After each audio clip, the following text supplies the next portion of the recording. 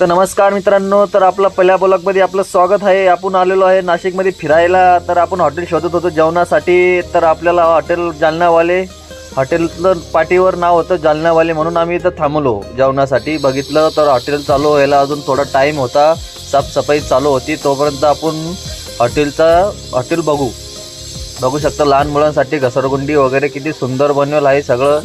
बघू शकताय, पपया झाकून ठेवलेला आहे. आम्हाला आवडली होती तरी आम्ही एक तोडली, त्याच्यातली थोडी पिकेल होती मस्त.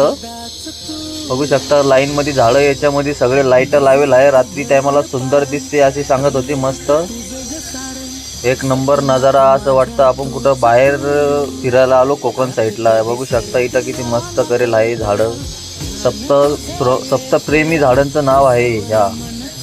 बघू शकता स्टेज वगैरे, केक कापासाठी याचा काही चार्ज नाही आहे. इकडं पण घसरगुंडी आहे, लहान मुलांसाठी खूप सुविधा केलेली आहे. इथं यांनी बागामध्ये पण टेबल लावेल आहे, बाग तोडून बसण्यासाठी कस्टमरला. बघू शकता पाठीमागं काम चालू आहे थोडं. बघू शकता तर आपले फॅन्स फॉलोअर्स भेटले होते, त्यांना एक सेल्फी देऊन टाकली, नाराज नाही केला आपण. तर मग इथं पाऊस चालू होता थोडा. आता राधाकृष्णाची मूर्ती एक नंबर आहे. इथं जातानाच दर्शन होतं हॉटेलमध्ये आपलं पहिलं. तर मालक भेटले होते आपले टेबलवर, स्वतः मालक आले होते तू विचारासाठी काय कमी जादा तुम्हाला. मालकाचा स्वभाव खूप रॉयल आहे.